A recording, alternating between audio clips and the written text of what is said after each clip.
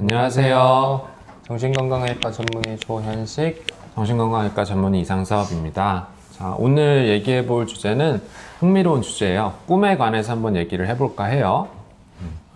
꿈 하면은 사실 뭐가 떠오르시죠?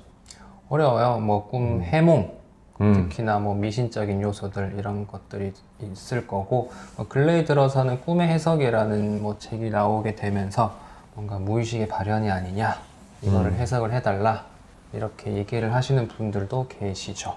그렇죠. 정말 말씀하셨듯이 예로부터 막 되게 신비하잖아요. 보통 꿈에서 되게 신비한 경험도 많이 하고, 그렇기 때문에 고대 사람들은 어떤 신의 계시다, 그래서 그런 꿈을 꾸면은 그 꿈을 토대로 신전을 짓기도 하고, 그러다가 좀 과학이 발전된 시기에는 아니다, 그냥 소화가 안 돼서 악몽을 꾸는 거다, 이렇게 주장했던 시기도 있었고, 그리고 현재에 와서는 그냥 뇌에서 자는 동안 막 전기 자극이 발생해서 그냥 말 그대로 랜덤하게 아무 이미지나 형상화 되는 거다, 이렇게 주장하시는 분들도 있고, 아직까지 꿈이 정확히 뭐다, 왜 꾸는 거다, 이렇게 나오는 정답은 없는 것 같아요.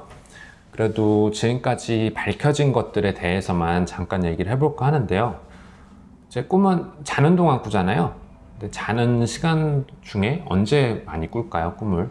근데 우리가 깨어났을 때 기억하는 꿈들은 특정 시간에 많이 꾼다라고 밝혀져 있는데, 우리 수면을 크게 두 가지로 나눌 수가 있거든요. 렘 수면과 non-REM 수면으로 나눌 수가 있어요. 우리가 기억하는 꿈들은 주로 렘 수면 시기에 많이 꾸게 됩니다. 렘 수면이라는 거는 Rapid Eye Movement라는 말의 줄임말인데, 그 시기 동안은 눈 빼고는 몸의 다른 몸 부위는, 신체 부위는 이렇게 마비가 된 상태라고 생각을 하시면 될 것 같고요. 이 시기 때 꿈은 꾸는데 몸이 마비가 덜 된 상태가 돼버리면은 뭔가 수면 장애의 일환으로 그런 행동이 나타날 수가 있죠. 그러니까 몸이 마비가 안 되면은 이제 야구하는 꿈을 꾸면은 막 팔을 이렇게 자는 동안에 휘젓는다든지 그런 문제가 발생을 할 수도 있죠. 그런데 꿈 하면은 보통 그냥 저희가 보통 일상생활에서 겪는 것보다 더 생생하고 기분이 좋으면 또 엄청 좋고, 보통 무서운 꿈 꾸면 너무 무섭고 그러잖아요. 너무 무서워서 식은땀 흘리면서 깨나고, 아마 또 슬프면 너무 슬프고, 이렇게 또 되게 감정적인 경험을 많이 하는데, 실제로 꿈 꿀 때는 아무래도 좀 논리적인 부분을 관장하는 부위보다는 뇌에서 감정적인 부분을 관장하는 쪽이 더 활성화가 된다고 해요.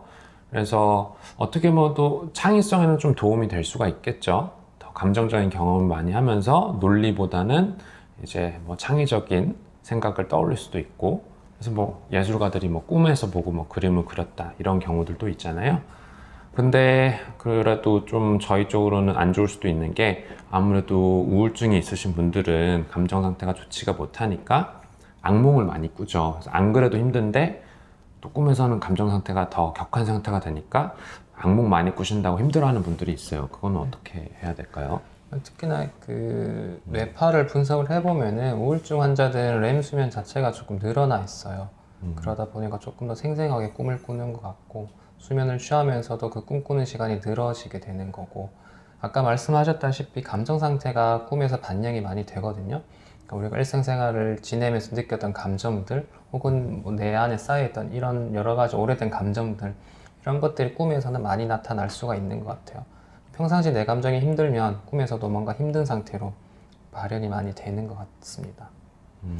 그래서 이거를 흔히 꿈이 너무 생생해요 라고 표현을 하시는 분들이 많은데, 거꾸로 생각을 해보면은 평상시 감정이 조절이 되면은 그 꿈에서 느끼는 감정 자체도 조절이 될 수 있다는 얘기이고요. 또 한 가지로는 그 렘 수면 자체를 좀 억눌러 주는 약물도 있으니까, 그런 약물이랑 같이 병행을 하게 되면은 조금 도움을 받을 수 있을 것 같습니다. 그러니까 이제 렘 수면을 좀 줄여주고, 너무 많은 경우에는 그러면 이제 악몽의 빈도나 그런 심각도를 좀 줄일 수 있다는 거죠. 그리고 근데 이제는 요즘에는 과학적으로 본다면 보통 그런 얘기 많이 하잖아요. 좋아하는 사람이 죽는 꿈을 꾸거나, 아니면 똥을 맞는다거나 그러면은 우리 반대로 현실에서는 되게 좋은 일이 생긴다. 그래서 저도 이제 똥 맞는 꿈 꾸고 로또 샀는데 다 안 됐거든요. 사실 그런 과학적으로 본다면 어떤 예시적인 꿈은 별로 그거는 과학적이지 않은 것 같아요. 그거는 그냥 미신이겠죠, 아무래도. 왜 이런 얘기 하냐면 악몽 꾸시면 그런 생각들을 많이 하시는 분들이 있거든요. 이제 꿈은 뭔가 미래를 예측한다라고 생각을 하셔서 뭔가 더 앞으로 안 좋은 일이 벌어지지 않을까, 내 앞날을 예견하는 꿈은 아닐까 이렇게 생각하시는 분들이 많은데, 방금 조 선생님이 말씀하셨던 것처럼 지금 현재 감정 상태에 따라서 현실에 있었던 일이 좀 변형이 되면서 악몽을 꾸는 경우들이 많으니까, 악몽을 많이 꾼다 해서 미래가 암울하다는 뜻은 절대 아니라는 걸 말씀드리고 싶어요.